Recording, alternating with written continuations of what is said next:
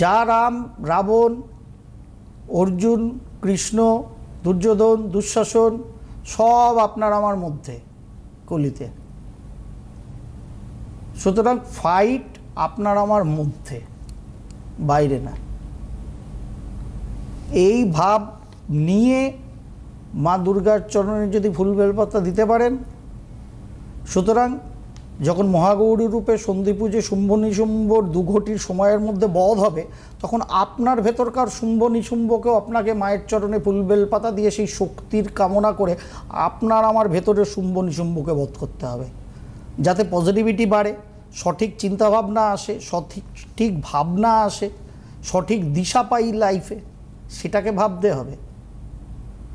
সুতরাং আপনার আমার যা নেগেটিভিটি আছে সেটাকে যাতে মায়ের কৃপা না, মায়ের সেই অরিজিনাল শক্তি যেটা মা দেওয়ার জন্য হাত এরম করেই থাকেন, আপনাকে আমাকে খালি দু হাত ফেলে সেটাকে গ্রহণ করতে হবে।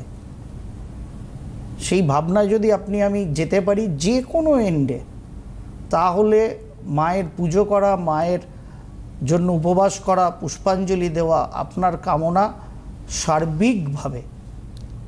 সার্বিকভাবে ফলপ্রসূ হবে। সেখানে আপনি মন্ত্র তন্ত্র জানেন কি জানেন না,